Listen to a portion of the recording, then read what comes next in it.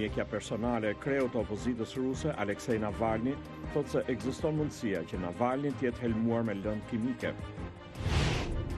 Presidenti Trump njoftoi se shefi I zbulimit kombëtar Dan Coates po jep dorëheqjen pas 2 vjetësh në detyrë dhe përplasjeve të shpeshta politike me Shtëpinë e Bardhë.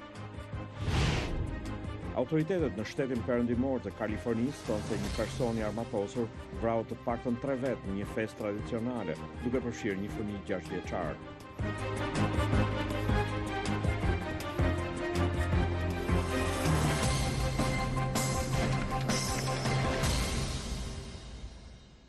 Mirëmbrëma dhe mirë se vini në programin e Zërit Amerikës Ditari, unë jam Ilir Ekonomi. Në këtë emision mund të ndiqni mes të tjerash. Në Kosovë, kryeministri në largim Ramush Haradinaj dorëzoi sot në gjykatën kushtetuese kërkesën për të sqaruar kompetencat dhe funksionimin e qeverisë pas dorëheqjes nga pozita e tij. Në Serbi mbriti kontingjenti I parë I ndihmave ushtarake ruse me tanke dhe mjete të blinduara. Në Shqipëri, ambasadori I delegacionit të Bashkimit Evropian, Luigi Soreka, bëri thirrje për garë të hapur dhe transparente për zhvillimin e projektit të teatrit kombëtar.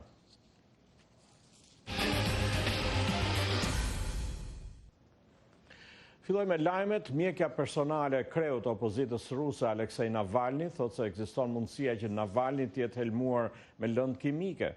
Nuk mund të përjashtojmë që lëkura e tij të jetë ekspozuar ndaj një lënde helmuese dhe të jetë dëmtuar nga një palë tretë me një substancë kimike të panjohur, tha mjekja Anastasia Vasiljeva në Facebook pasi vizitoi zotin Navalni në spital. Zoti Navalni po vuante një burgim 30 ditor kur u shtrua në spital mëngjesin e së dielës pas asaj që autoritetet e përshkruan si një reagim të rënd alergjik. Ai tashmë ka dalë nga spitali dhe është kthyer në burg. Një zëdhënëse e Navalnit tha se udhëheqësi I opozitës, një kundërshtar I rrept I Kremlinit, erdhi në spital me ëndje të rënda të fytyrës dhe skuqje të lëkurës. Ajo tha se Navalni nuk ishte patur kurrë më parë në një reaksion alergjik. Të hënën një përfaqësues I spitalit ku po trajtohej zoti Navalni u tha agjencive perëndimore të lajmeve se ai është në gjendje të kënaqshme. Presidenti Donald Trump njoftoi se shefi I zbulimit kombëtar Dan Coates po jep dorëheqjen pas 2 vjetësh në detyrë dhe përplasjeve të shpeshta politike me Shtëpinë e Bardhë. Presidenti Trump njoftoi në Twitter se Dan Coates do t'jap dorëheqjen më 15 gusht. Ai e falenderoi zotin Coates për shërbimin e tij të çmuar për vendin dhe tha se do të emërojë në vend të tij ligjvënësi republikan nga Texasi John Ratcliffe, I njohur si mbështetës besnik I presidentit. Presidenti Trump e përshkroi kongresmenin Ratcliffe si një ish prokuror mjaft të respektuar. Dan Coates ka qenë drejtori I zbulimit kombëtar që nga marsi I vitit 2017. Ai shpesh nuk ka qenë dakord me zotin Trump për një numër çështjesh të zbulimit, duke përfshirë politikën amerikane ndaj Rusisë, programin e armëve bërthamore të Koresë Veriut dhe çështjen nëse Irani ka shkelur marrëveshjen bërthamore të vitit 2015, nga e cila presidenti Trump më vonë u tërhoq. Një zyrtar I qeverisë kineze u bëri thirrje njerëzve në Hong Kong të kundërshtojnë dhunën dhe akuzoi disa politikanë perëndimor se po nxisin trazirat. Komentet u bën pas një nate të tensionuar protestash në Hong Kong. Duke folur sot për gazetarët, Yang Guang, zëdhënës I zyrës së Kinës për Hong Kong, tha se banorët e Hong Kongut nuk kuptojnë ligjin apo sistemin ligjor dhe gjyqësor. 由于不少香港市民对内地的情况和法律制度 Me që pak banorët e Hong Kongut dinë për situatën në kontinent dhe për sistemin e tij ligjor dhe gjyqësor, ata mund të kenë dyshime për amendamentet e propozuara. Kështu, disa individë dhe organizata mediash me motive të tjera kanë shfrytzuar dyshimet e publikut për të ngjallur panik dhe për të penguar miratimin e projektligjit. Komentet u bën pas një nate të tensionuar në Hong Kong, ku protestuesit u derdhën në rrugët e qytetit dhe sfiduan forcat speciale të policisë, të cilat për orë të tëra godisnin me plumba gome dhe gaz lotësjellës. Ndërsa vazhdonte betejë, policia intensifikoi përdorimin e gazit lotësjellës për të mos lejuar që njerëzit të arrinin pranë zyrës ndërlidhëse të Pekinit, godinë e cila u vandalizua një javë më parë. Shumë protestues thanë se ishin të vendosur të vazhdojnë ta sfidojnë qeverinë që ka shtypur marshimet paqësore. Ata bëjnë thirrje për zgjedhje demokratike dhe për një hetim të pavarur të taktikave të përdorura nga policia. Ndihem shumë I pezmatuar për atë që po ndodh tani në Hong Kong. Qeveria nuk I dëgjon njerëzit. Dhuna e policisë është e tepruar dhe qesharake për popullin e Hong Kongut. Ngërçi me policinë u krijua pasi qeveria miratoi zhvillimin e një tubimi në qendër të Hong Kongut, por refuzoi kërkesën për një marshin. Pas tubimit, 10 mijëra njerëz u shkëputën me qëllimin për të marrë nën kontroll pjesë të ndryshme të qytetit. Pjesa më e madhe e zhvillimeve ndodhen në pjesën perëndimore të Hong Kongut.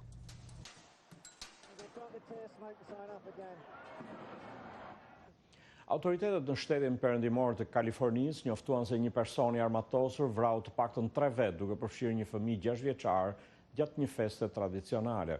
Ngjarja ndodhi të dielën pasdite në qytetin Gilroy, ku policia tha se personi që shtiu ishte armatosur me një pushk. 15 persona të tjerë u plagosën. Në festën tradicionale të hudhrës kishte policë të pranishëm. Sipas shefit të policisë së qytetit, oficerët reaguan me shpejtësi dhe vranë të dyshuarit. Njoftimet thonë se personi në fjalë është identifikuar si Santino William Legan. Presidenti Donald Trump shpreu sot trishtim dhe pikëllim të thellë për ngjarjen.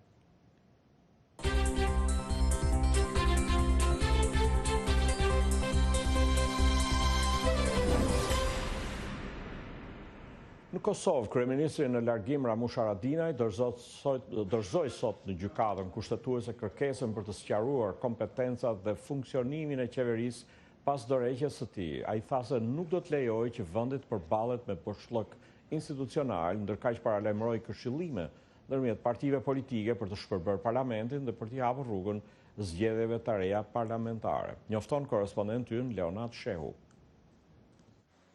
Kryeministri në dorëheqje i Kosovës, Ramush Haradinaj, dërgoi të hënën në gjykatën kushtetuese kërkesën për të sqaruar aktin e dorëheqjes së tij dhe qartësimin e kompetencave dhe funksionimit të qeverisë pas këtij vendimi. Kërkesa e tij pasoi reagime të shumta të partive politike dhe organizatave të shoqërisë civile për përgjegjësitë e kryeministrit të dorëhequr, rasti i parë që nga shpallja e pavarësisë së Kosovës. Zoti Haradinaj tha sot se qëllimi i kërkesës është jo vetëm të kërkohet sqarim për situatën juridike të krijuar pas dorëheqjes në mënyrë që të shmangut boshllëku institucional, por edhe që interpretimi i gjykatës kushtetuese të qartësoj situatat e ngjashme në të ardhmen. Nuk është se keqësisht jeta ndalet në këtë periudhë kohore, mirë po e shoh një dëshirë që mi përzit temat. Unë kam dhënë dorëheqje, një qeveri duhet me dalë nga zgjedhjet, po derisa nuk vjen ajo qeveri, kush mban përgjegjësi për qeverisjen vend. Këtë po jap kërkush këtë përgjigje, e unë zguxoj pra me lënë në kaos vendin, derisa nuk është zgjedhur një qeveri tjetër. Edhe për këtë arsye pra një kandidaturë gjykatës kushtetuese. Megjithatë i siguroj qytetarët e vendit që nuk do të lënë vakum institucional qeverisës, po për me qenë në anën e ligjit ju kam drejtuar gjykatës kushtetuese. Ai tha se kushtetuta e Kosovës nuk e ka caktuar se çfarë ndodh kur një kryeministër jep dorëheqje. Zoti Haradinaj paraqiti dorëheqjen e pakthyeshme 10 ditë më parë pasi që u thirr për të marrë në pyetje nga prokuroria e posaçme në Hag. Këtë javë pritet që presidenti i Kosovës Hashim Thaçi të fillojë këshillimet me partitë politike për veprime të mëtejnë pas dorëheqjes së kryeministit Ramush Haradinaj. Por zoti Haradinaj tha se ende nuk ka marrë ftesë nga presidenti i vendit, ndërsa ka kërkuar nga partia e tij që të fillojë këshillimet me parti tjera në parlament për të shpërbërë parlamentin. Pra mos më vonu shkurja në zgjedhje. Presidenti ka parajmëruar, ende s'ke marrë ftesë zyrtare për takim. Po mirë është me i respektua fatet kohore për të parapame kushtetuese ligjore me vepru. Është interesi gjithë neve. Ai tha se situata është shumë e thjeshtë pasi që të gjitha partitë politike janë të gatshme për zgjedhje, ndërsa ka ftuar për nesër në një takim konsultues partnerët e koalicionit qeverisës. Dorëheqja e zotit Haradinaj dha fund koalicionin ndërmjet Partisë Demokratike, Aleancës për Armërinë e Kosovës dhe Nismës Social-Demokrate, që garuan së bashku në zgjedhjet e përgjithshme të 11 qershorit të vitit 2017. Ngritja e qeverisë Haradinaj u bën në fillim të shtatorit të atij viti dhe përgjatë tërë asaj kohe u përball me vështirësi në kalimin e ligjeve në parlament për shkak të votave të pakta. Pak ditë para dorëheqjes së zotit Haradinaj dolën sheshazi më shumë se kurrë dhe për plazit të brendshme ndërmjet drejtuesve të koalicionit qeverisës që lidheshin më shumë me qasjen ndaj tarifave të Kosovës ndaj mallrave serbe dhe bisedimeve me Serbinë. Tash për tash të gjitha partitë politike janë shprehur në favor të zgjedhjeve të parakohshme. Për zërin e Amerikës, Leonat Shehu, Prishtinë. Në Serbi mbriti kontingjenti parë i ndihmave ushtarake ruse me tanke dhe mjete të blinduara, të cilat Rumania nuk i lejoi javën e kaluar të kalonin tranzit nëpër territorin e saj për shkak të sanksioneve të BE-s ndaj Moskës. Presidenti serb Aleksandar Vučić falenderoi sot homologun rus Vladimir Putin për modernizimin e ushtrisë së vendit të tij, por nuk pranoi të tregonte se si kishin mbritur pajisjet ushtarake. Ndihmat ushtarake nga Rusia për Serbinë kanë shkaktuar në perëndim shqetësime se mund të rrezikojnë paqen e brisht në Ballkan.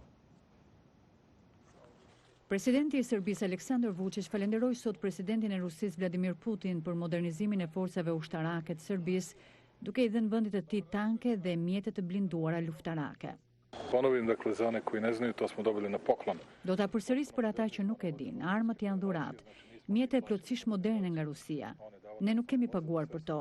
Rusia ka paguar për modernizimin e forcave dhe unë i falenderoj. Kjo e shton dukshëm aftësinë tonë ushtarake. Presidenti Vučić foli gjatë inspektimit të 10 mjeteve të blinduara ushtarake që mbritën së fundmi në një bazë ushtarake serbe. Za nas je najvažnije da smo mi poštujući. Për ne është e rëndësishme që respektuam ligjet ndërkombëtare dhe që arritëm të sillnim pajisjet ushtarake në vendin tonë. Pajisjet ushtarake mbritën me gjithë kundërshtimin e Rumanisë fqinje për të lejuar kalimin e tyre tranzit përmes lumit Danubit për shkak të sanksioneve ndërkombëtare ndaj Moskës si rezultati veprimeve të saj në Ukrainë. Shtypi njofton se Rusia përdori aeroplan transporti për dërgimin e pajisjeve ushtarake në Serbi. Rusia e ka ndihmuar Serbinë të modernizojë forcat e saj të armatosura duke ngritur shqetësime për sigurinë në Ballkan. Serbia ka marrë tashmë 6 aeroplan luftarak MiG-29 nga Rusia dhe ndonse pretendon të jetë ushtarakisht neutrale, po negocion blerje të tjera armësh nga Moska, përfshirë helikopter luftarake transporti si dhe sisteme të mbrojtjes ajrore.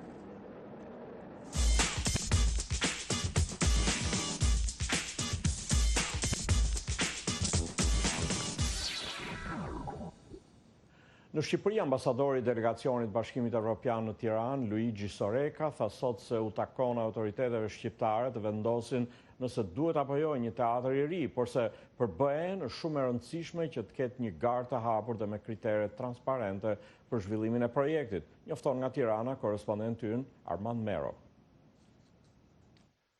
Ndërsa çështja e teatrit kombëtar u rikthye në qendër të vëmendjes javën e shkuar, kur pati përplasje mes forcave të rendit dhe artistëve e qytetarëve që kundërshtojnë prishjen e godinës aktuale, ambasadori i delegacionit të Bashkimit Evropian në Tiranë, Luigi Soreka, evitoi sot të përfshihet në këtë debat, duke shpjeguar se ndërtimi i një teatri të ri apo rinovimi i atij aktual është një problem për të cilin duhet të vendosin autoritetet. Ai kujtoi faktin se shtatorin e kaluar Brukseli bëri thirrje autoriteteve shqiptare që procesi për zhvillimin e projektit për një teatër të ri të ishte në përputhje me të gjitha rregullat e prokurimit publik të Bashkimit Evropian dhe të siguroj që të kishte qasje jo diskriminuese në treg. Këto principe duhet të udhëheqin institucionet shqiptare dhe me sa kemi kuptuar është lançuar dhe tenderi për ta çuar përpara projektin e zhvillimit të teatrit kombëtar. Në fakt, vitin e kaluar, qeveria kaloi një ligj të posaçëm i cili i njihte të drejtën kompanisë private fusha që të ndërtonte me fondet e tij një godinë të re sipas projektit të arkitektit të njohur danez Bjarke Ingel. Në këmbim atij lejoi ndërtimi disa pallateve shumëkatëshe në zonën rreth e qark në zemër të Tiranës. Ishte pikërisht ndërhyrja e Brukselit që detyroi shumicën që të ndërhynte në ligjin e kthyer pas nga presidenti Ilir Meta dhe të përfshinte konceptin e garës. Qeveria për disa muaj e mbajti në sirtar zbatimin e ligjit dhe vetëm në prill të këtij viti nxori vendimin për hapjen e garës nga ana e Bashkisë së Tiranës. Është e rëndësishme që të përcaktohen kriteret e qarta dhe transparente për përzgjedhjen e ndërtuesit dhe po ashtu që të garantohet një garë e drejtë dhe e ndershme nga ana e institucioneve shqiptare.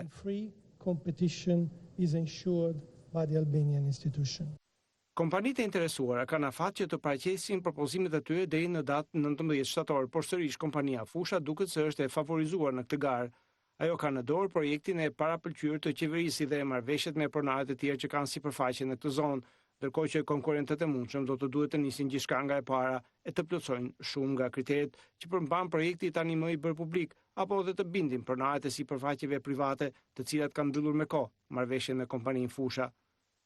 Në ndërkohë, vion debati politik mes opozitës e cila flet për një aferë korruptive nga ana e qeverisë dhe e kësaj të fundit dhe Bashkisë së Tiranës, që janë të vendosura për të shkuar deri në fund realizimit të projektit. Në Shqipëri, kundërshtitë e forta që shoqëruan zgjedhjet vendore janë rikthyer tani në ato bashki ku ka vite që drejton opozita. Në Devoll, mbështetës të opozitës si dhe ish kryebashkiaku demokrat Bledjon Albati u mblodhën sot para godinës së bashkisë, ku fituesi zgjedhjeve të 30 qershorit, socialisti Eduard Duro, pati hyrë në zyrë që të premten e shkuar, në kohën kur godina ishte boshatisur. Sot në ditën e parë të punës, ai thiri për ndihmë policinë pas njoftimeve të opozitës për protesta. Demokrati Nalbati tha se ai ishte drejtuesi legjitim i bashkisë, e cila sipas tij ishte uzurpuar. Opozita nuk mori pjesë në zgjedhje dhe nuk i njeh ato. Ndërkohë, nga zyra e re, socialisti Duro u bëri thirrje punonjësve të administratës së bashkisë që të paraqiteshin në punë. Për situatën e krijuar, kryetari demokrat Lulzim Basha u shpreh me tone të ashpra se regjimi kriminal dhe plaçkitës, sipas tij, po hyn në rrugën e verbër të përplasjes me popullin, theksoi zoti Basha në një postim në Facebook.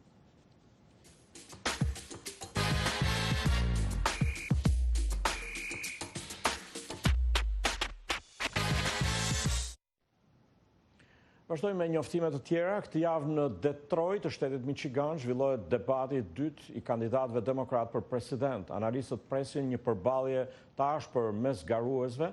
Të martën në skenë do të jenë kandidatët Bernie Sanders dhe Elizabeth Warren, ndërsa nën presidenti Joe Biden do të debatojë të mërkurën dhe pritet që ai të përpiqet të shmangë sa më shumë sulmet nga garuesit e tjerë. Ish-nën presidenti Biden kryeson qartë në anketa, por është megjithatë në rënje. Zoti Biden bashkë me kandidatë të tjerë vizituan javën që shkoi grupe afrikano-amerikane për të drejtat e njeriut. Në qendër të vëmendjes ishin komentet e presidentit Donald Trump kundër 4 ligjvënësve me ngjyrë që demokratët i quajnë komente raciste. Gara presidenciale demokratëve u ashpërsua në qershor kur senatorja nga Kalifornia, Kamala Harris, pyeti zotin Biden për të kaluarën e tij. Goditjet të ngjashme duhet të presim edhe në debatin që po vjen, thot një analist për Zërin e Amerikës. Ky mund të jetë shansi i fundit për shumicën e 20 kandidatëve. Mënyra për ta bërë këtë është të jenë më agresiv dhe të sulmojnë ata që janë në krye të anketave. Zoti Biden është sulmuar edhe për mbështetjen që i kishte dhënë në vitin 1994 një projekt ligji për krimet, i cili sipas senatores Harris çoi në burgosje masive të pakicave. Po këtë pyetje pritet ta rishtrojë senatorin nga New Jersey, Cory Booker. Por një tjetër analist thotë se votuesit preferojnë të dëgjojnë për çështje ekonomie. Mendoj se duhet të fokusohen në çështje si sigurime shëndetësore, edukimi ose punësimi. Senatori nga Vermonti, Bernie Sanders, i cili radhitet i dyti në sondazhe, me vështirësi po udhëheq në anketën ndaj rivales Elizabeth Warren, senatore nga shteti Massachusetts. Na duhet një fushat që jep energji dhe e gjallëron popullin amerikan. Debati u ofron mundësi kandidatëve të flasin drejt për drejt me votuesin, gjë që ata do ta bëjnë në muajt e ardhshëm në tubime të vogla kudo në Shtetet e Bashkuara. Në një seri postimesh në Twitter gjatë fundjavës, presidenti amerikan Donald Trump sulmoi njërin prej kritikëve të tij më të ashpër demokrat, ligjvënësin Elijah Cummings, duke quajtur distriktin e ligjvënësit nga Marylandi një rrëmuj të përshtirë të mbushur me mijë dhe brejtës. Komentet e presidentit nxitën reagime nga kritikët, të cilët i quajtën raciste dhe të papranueshme komentet e presidentit. Presidenti Trump ripërtëriti sulmet ndaj ligjvënësit demokrat Elijah Cummings, një nga kritikët më të ashpër të presidentit në Kongres. Në Twitter, presidenti Trump e akuzoi ligjvënësin e Marylandit për bulizëm, duke thënë se nëse ai do të shpenzonte më shumë kohë në Baltimore, do të mund të ndihmonte në pastrimin e kësaj zone shumë të rrezikshme dhe të ndotur. Komentet e presidentit Trump nxitën reagimet e menjëhershme në Washington dhe në vend. Është krejtësisht e papranueshme që presidenti të sulmojë një qytet të rigjallëruar amerikan. Unë nuk do ta bëja këtë, nuk do të shprehesha në këtë mënyrë në Twitter. Presidenti si zakonisht ose shpesh është i neveritshëm dhe racist. Elijah Cummings, një ligjvënës demokrat në mandatin e 13 në Kongres, ka kritikuar ashpër trajtimin që administrata e presidentit Trump po u bën emigrantëve në qendrat e ndalimit përgjatë kufirit amerikan me Meksikën. Asnjëri prej nesh nuk do të pranonte një gjendje të tillë për fëmijët tanë, ata janë qenie njerëzore. Javën e kaluar, dhoma e përfaqësuesve votoi në linja partijake për të dënuar komentet e presidentit Trump për 4 ligjvënësit e pakicave, ku ngriti pikpyetje mbi patriotizmin e tyre dhe sugjeroi se ato mund të ktheheshin në vendet e tyre të infektuara nga krimi. Të gjitha ligjvëneset janë shtetase amerikane dhe vetëm njëra prej tyre ka lindur jashtë Shteteve të Bashkuara. Presidenti Trump nuk është tërhequr nga komentet e tij të fundit në Twitter dhe të dielën kritikoi demokratët duke i akuzuar ata për shfrytëzim politik të çështjes së racës. Këto debate po ndodhin në një kohë kur është nxehur klima politike përpara zgjedhjeve të vitit 2020 mes presidentit Trump dhe kundërshtarëve të tij demokrat, të cilët po përpiqen të fitojnë mbështetjen e publikut amerikan.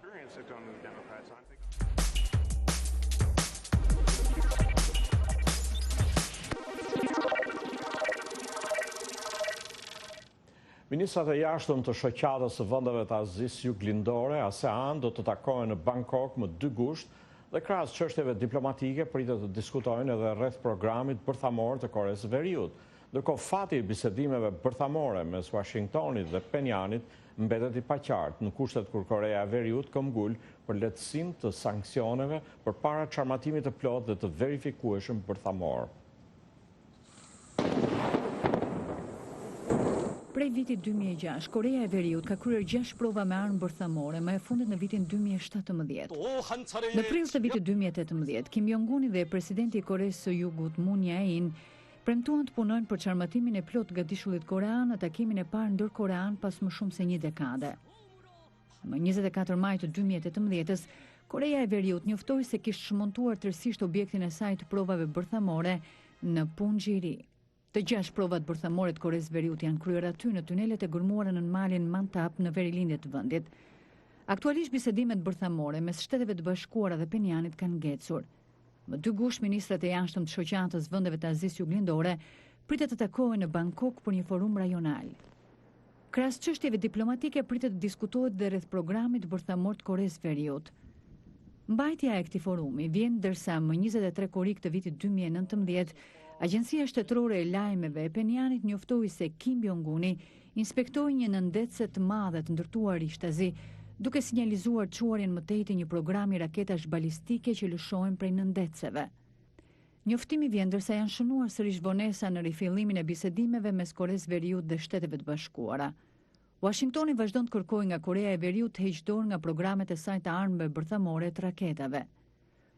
Udhëheqësi i Penjanit Kim Jong-un po zbaton një moratorium për testimin e raketave balistike ndërkontinentale dhe armëve bërthamore, ndërsa është angazhuar në bisedimet për çarmatimin bërthamor me Shtetet e Bashkuara. Megjithatë, ai ka shprehur pakënaqësinë e tij lidhur me mungesën e lëshimeve nga pala amerikane dhe ka thënë se do të presë deri në fund të vitit që Washingtoni të tregojë fleksibilitet. Korea e Veriut i ka ngrirë provat me armë bërthamore e raketa balistike ndërkontinentale prej vitit 2017. Presidenti Donald Trump e ka përshëndetur vazhdimisht këtë gjë, duke e cilësuar si një triumf të përpjekjeve të tij diplomatike, pavarësisht aktivitetit vazhdueshëm ushtarak në Korenë e Veriut. Vendet e pasura eksportojnë miliona ton mbetje plastike drejt Azisë Juglindore, ku sistemet e riciklimit po mbingarkohen. Sipas një hetimi të organizatës Greenpeace, kjo po sjell probleme të mëdha me ndotjen. Si shëfton korespondenti Zërit Amerikës Henry Ridgewell, organizata mjedisore thotë se ndërsa vendet më të pasura mburren me sistemet e tyre të avancuara të riciklimit, plastika shpesh eksportohet dhe digjet ose groposet dhe ndot tokën dhe ujin. 50 kilometra pranë Kuala Lumpurit, në mesin e një plantacioni të vaj të palmës, gjenden male të tëra mbetjesh plastike. Një pjesë e madhe ka ardhur nga vende me ekonomi të pasur, mijëra kilometra larg në Evropë dhe Amerikën Veriore. Banorët vendas po vuajnë pasojat. They just dump the non-recyclable plastic or the reject product. Thjesht e hedhin këtu plastikën e pariciklueshme dhe në vazhdim e djegin. Tymi toksik ka shkaktuar shumë probleme shëndetësore tek banorët. It causes a lot of health problem to our residents. Vitin e kaluar, Kina ndaloi importimin e mbetjeve plastike duke trazuar kështu industrinë globale. Organizata Greenpeace thotë se vendet e pasura po eksportojnë drejt vendeve të tjera problemet e tyre me mbetjet plastike. They have a good collections facilities, but actually they like. Kanë sistem të mirë mbledhje, por realisht po i dërgojnë të gjitha mbetjet e mbledhura në vende të tjera. Përpara se Kina të ndalte plastikën, thjesht e dërgonin në Kinë për riciklim, por nuk ndërmarrin hapa të mëtejshëm që të sigurohen se riciklohen siç duhet. Pas ndalimit nga Kina, tani thjesht gjejnë vende të tjera ku t'i dërgojnë. Greenpeace thotë se mbi gjysma e këtyre mbetjeve, rreth 3 milion tonë në vit, po devijojnë drejt Azisë Juglindore në vende si Malajzia, Vietnami dhe Tajlanda. They do not have the enough capacities for handling such a large. Nuk kanë kapacitete për të menaxhuar kaq shumë mbetje që vijnë. Pra krijohet ndotje për mjedisin vendas. Some pollutions to the local environment. Ndërkohë, vendet të tjera të Azisë Juglindore po ndalojnë importin e mbetjeve plastike dhe mbetjet përfundojnë në vende me rregulla më të dobta si Indonezia dhe India. Në një konferencë të OKB-s në Gjenev, 180 vende diskutuan rreth propozimeve për të detyruar eksportuesit e mbetjeve plastike që të marrin paraprakisht leje nga vendet destinacion, por për vendet e ndikura masat po vijnë me vonesë. Po vrasim veten duke marrë gjithë këtë plastik, jemi shumë të ndërvarur prej saj, lutemi të menaxhoni dhe trajtoni vetë mbeturinat tuaja, mos i flakni në vendin tonë. Greenpeace thot se zgjidhja përfundimtare nuk është tek përmirësimi i riciklimit, por tek ulja drastike e prodhimit të plastikës dhe konsumit në mbar botën.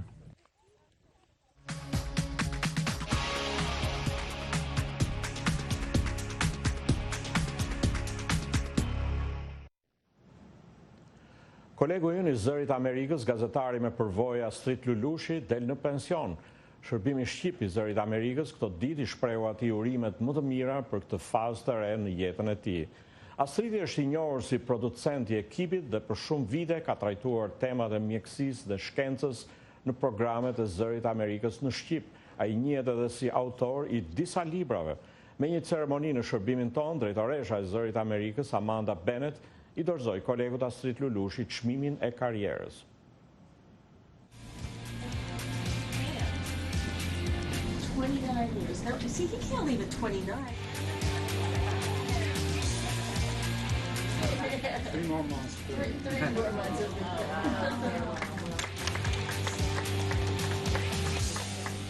Sot është dita ime e fundit si punonjës i Zërit Amerikës.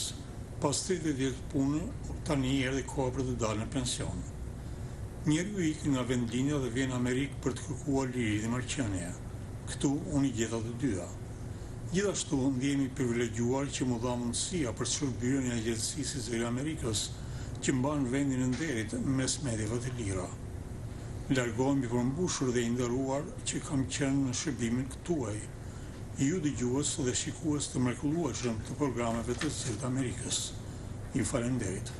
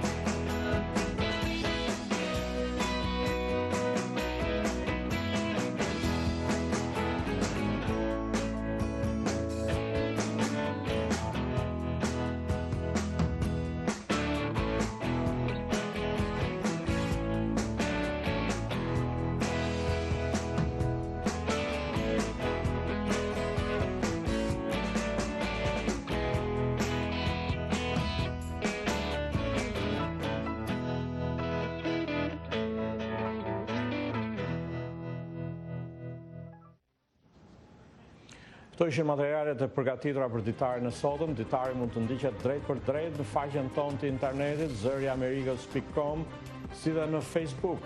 Mirupafshim.